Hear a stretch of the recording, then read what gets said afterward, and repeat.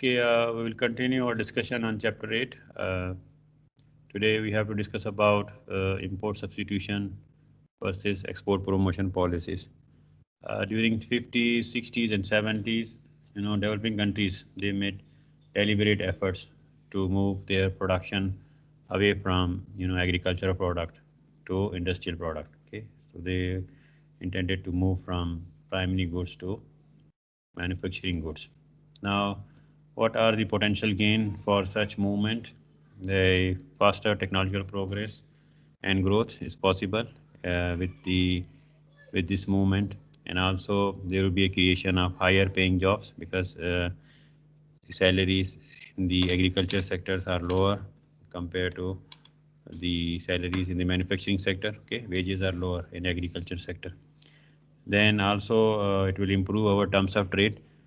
When you are exporting agriculture product, you will get a lower price for your product, but the prices are high for manufacturing product. So if we export manufacturing product, then this means we will get higher price for our export product, and this will result improvement in our terms of trade. Okay, and also it will give relief to balance the payment difficulties because when we are exporting agriculture product, we will get less foreign exchange, and because we are importing more, then it will result deficit in our current account balance. So, but if we export manufacturing product, their prices are high, so this will result more inflow of foreign exchange, and it will give us a relief from balance of payment difficulties. So that's why during 50s, 60s, and 70s, developing countries, they made deliberate efforts to move their production away from primary goods, and they wanted to produce more industrialized production. Okay. But then the question is, for what strategies we have to follow for industrialization? Now there are two possible strategies. Okay, we have import substitution, industrialization. In this case, we replace imports of industrial goods with domestic production, and this will result a reduction in imports.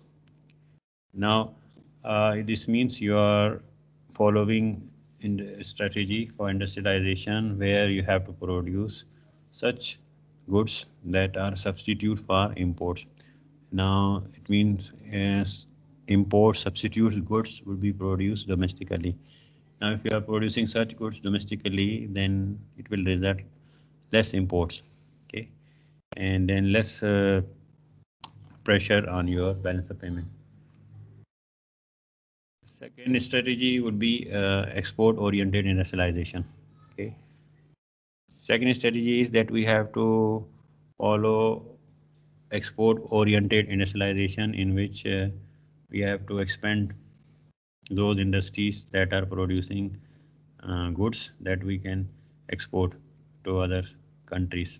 Okay, now we have a choice for industrialization, whether we have to promote such industries that are producing import substitutes goods, or whether we have to promote such industries that are producing goods that can be exported to other countries. Now there are merits and demerits of each strategy for industrialization. We will discuss about this. So there are advantages of import substitution, industrialization. Okay, the advantage is that if you are following this strategy for industrialization, where you are producing the substitutes for imports, then market already exists because you are importing that product. So there exists a market for such product, but now you are not importing that product, and you are promoting such industries that can produce the substitute for such imported product. So there is an advantage that market for such product already exists, and it is easier to close the domestic market to imports than to establish new industries in the face of foreign competition. Now, if we follow such a strategy, then we have to put restrictions on imports because we are already producing substitutes for such imports, and it is easy. You can put tariff, you can put quota, or you can put other restrictions or imports, and then you can promote such industries that are producing substitute for imported goods.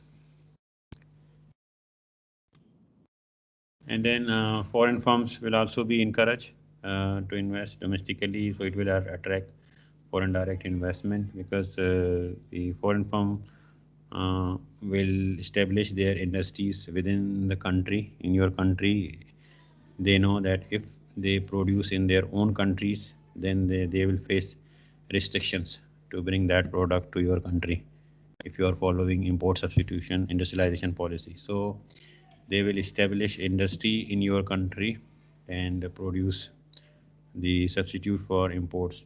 So previously, when you are importing that product, that were the export of such countries. But because if you have adopted import substitution industrialization policy, then that country can impose a ban on the imports of such product. So the second option for that country, because now they cannot export to your country, so the second option for such country is to establish industries in your country. Okay, and in this way, they can avoid such barriers to trade and produce goods, such goods which they were exporting previously in your country.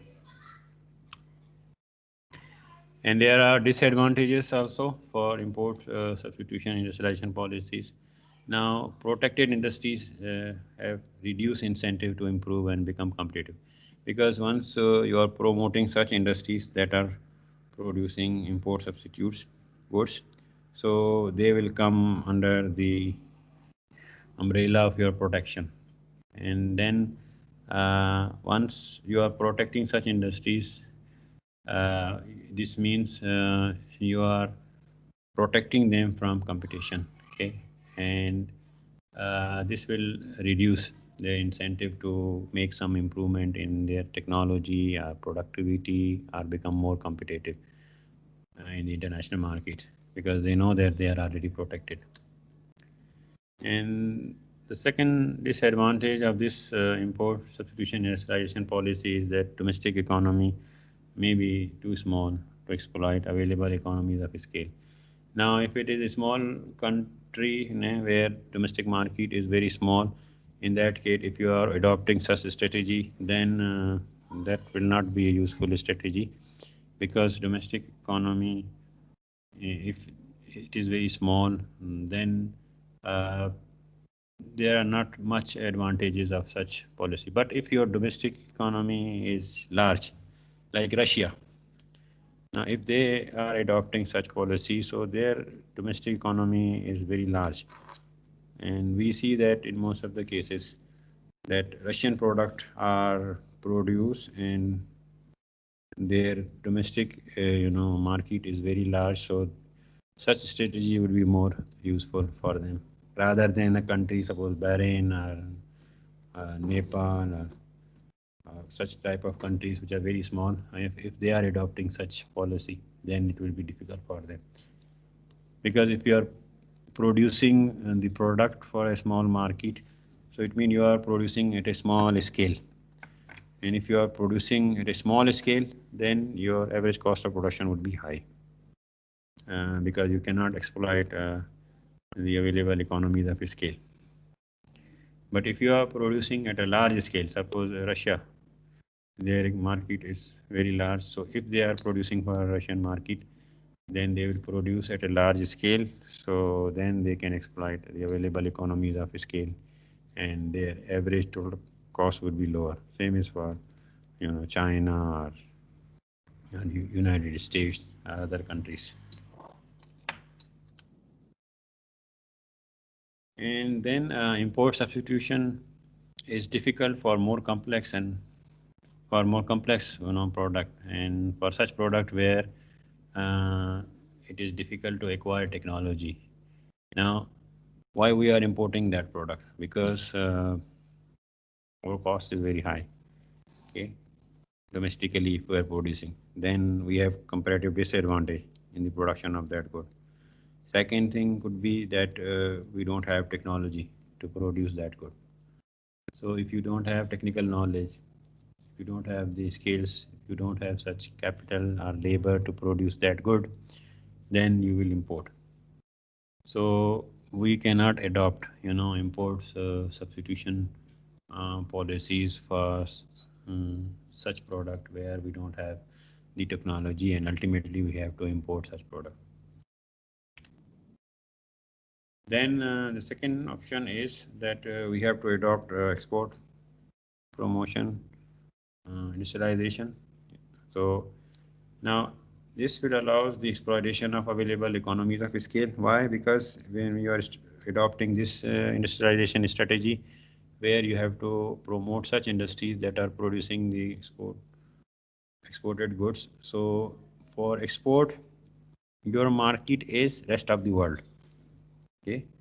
Now then it means if you are producing for the rest of the world, and then you will try to produce at a large scale. Now, if you produce at a large scale, then your average cost would be very low. Just like uh, China, they adopted export oriented industrialization policies. So for them, the market is rest of the world. Now, when Chinese firm they are producing output at a large scale, so their average cost would be very low because they acquire the available economies of scale. And that's why they are very successful. Now their domestic economy is also very large, and they rest of the world they have access to rest of the world. You can see that everywhere we see that made in China is available. Okay, so because of this, so and there are some other examples where they adopted this strategy, Malaysia and Singapore and South Korea, okay, Taiwan. So they adopted this strategy, and this was very successful. Now, if there is international competition, so it will result greater efficiency, okay, because then you will try to become more competitive uh, in production and cost, so that you can compete in the international market. And then industrial expansion is not limited by the scale of the domestic economy. Now you have uh, access to the rest of the world. You can sell your product. But there are some disadvantages of the export-oriented industrialization policy. So it may prove difficult for infant industries. So if you establish new industry, that industry would be infant. And for that infant industry, it will be difficult to compete the mature industries of the world. Suppose if we want uh, to establish automobile industry. Now our automobile industry would be infant uh, industry because there are already well established and mature automobile industry. Toyota is there, Honda is there, Ford is there, and other automobile industries are there. Now for our infant industries, it will become difficult to compete with such giant automobile industries. But we have one example when India, they adopted, they started Tata automobile industry. They protected that industry. Initially, that was infant, but now that industry is mature industry, and they can very well compete with the other giant industries. Then the second difficulty with this export oriented industrialization is that okay, you are producing that product and you want to export that product. You have promoted such industries that are producing the product can export. Okay.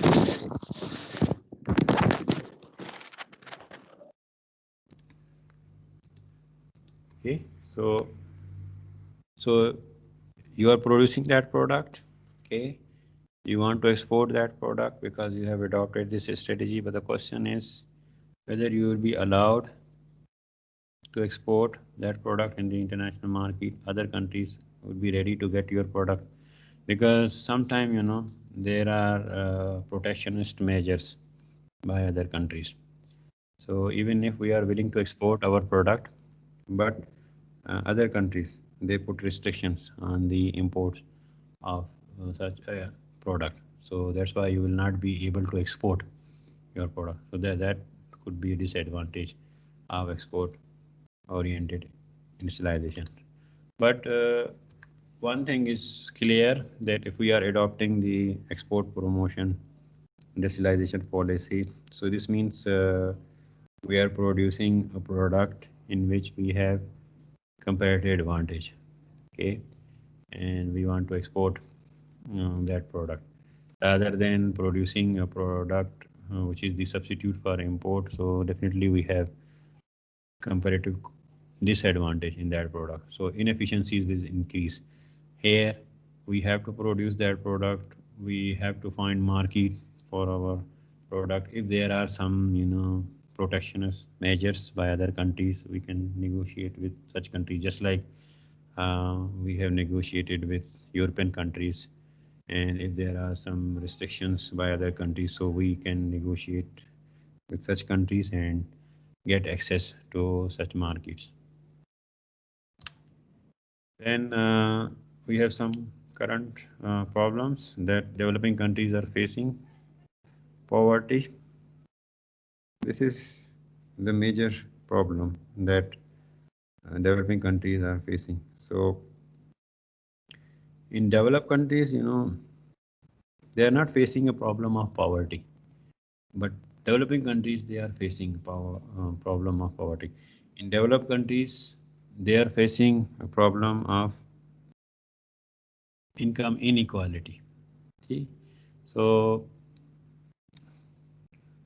poverty problem is not as serious in developed countries because they have access to food and shelter and sanitation facilities, education and health. All these facilities are there, and mostly the state takes the responsibility to provide access to clean drinking water and sanitation facilities and education facility, health facilities, and shelter, all these things. But the problem with such developed country is that they are facing a problem of income inequality. So gap is more, no? So that is the main issue in developed country.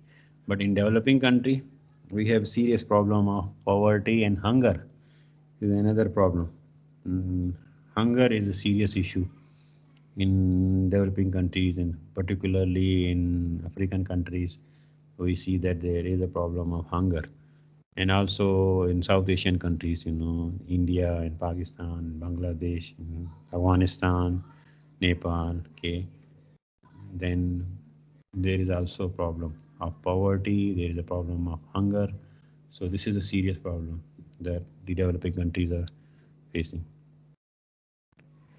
Then the second serious problem that developing countries they are facing is foreign debt. When a country is developing country, so this means they need investment, okay, and they have to increase their capital stock through investment. The problem is you can make investment if you have saving.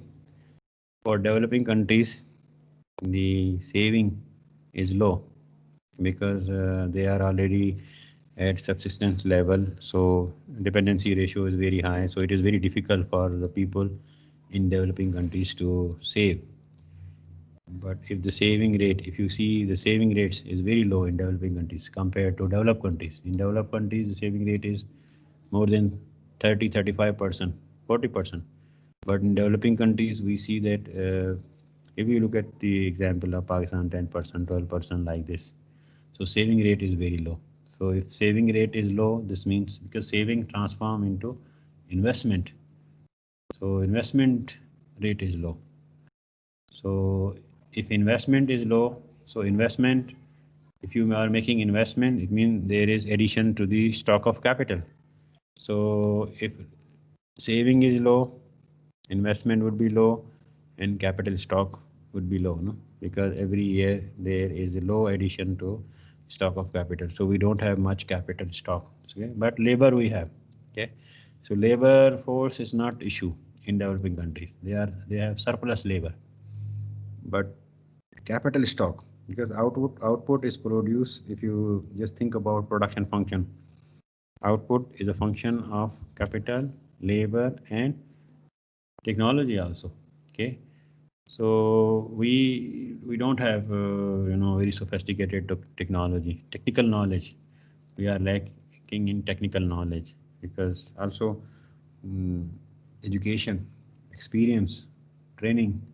Okay, this is another problem. But now, if our capital stock is low, so in 60s there was a theory which is called two gap model. Okay, that theory says because in developing countries their saving is low and their investment is also low, so there is a gap between saving and investment.